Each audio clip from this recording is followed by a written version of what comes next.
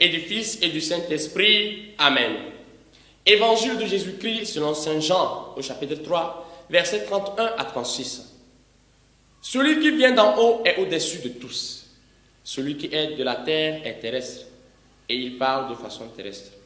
Celui qui vient du ciel est au-dessus de tous. Il témoigne de ce qu'il a vu et entendu.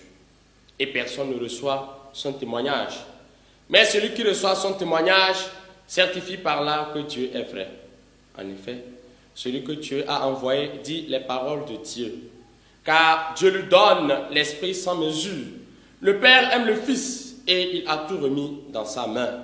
Celui qui croit au Fils a la vie éternelle. Celui qui refuse de croire le Fils ne verra pas la vie, mais la colère de Dieu demeure sur lui. Acclamons la parole de Dieu. Louange à toi, Seigneur Jésus. Chers frères et sœurs, aujourd'hui, jeudi, nous lisons la dernière partie de ce troisième chapitre de l'évangile de Saint Jean. Et à partir de demain, nous lirons le chapitre 6 de Saint Jean. Et aujourd'hui, Jésus nous laisse un verset qui peut nous effrayer un tout petit peu vers la fin de cet évangile, de cette portion d'évangile que je viens de lire. Celui qui croit au Fils a la vie éternelle. Celui qui refuse de croire le Fils ne verra pas la vie, mais la colère de Dieu demeure sur lui.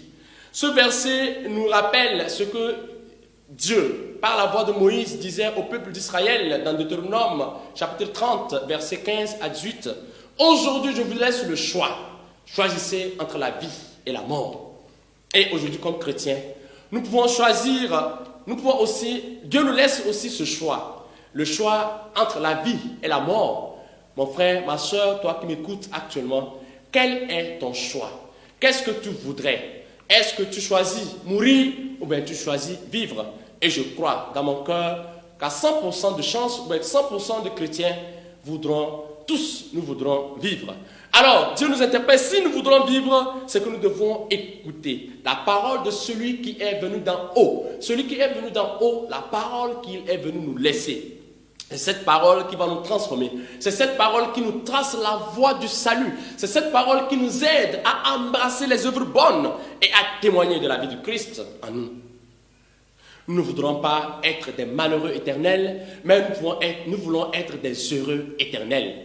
Chers frères et sœurs, laissons chaque fois la parole de Dieu agir en nous. Comment est-ce que tu laisses cette parole agir dans ta vie? Parce que lorsque nous nous attachons aux choses de cette terre, nous devenons des aveugles et nous mettons cette parole de côté. Laissons le Christ nous illuminer. Ayons peur de la mort éternelle et soyons heureux d'agir en bonnes œuvres parce que nous allons embrasser la vie dans le Christ qui est la vie éternelle. Loué soit Jésus-Christ à jamais.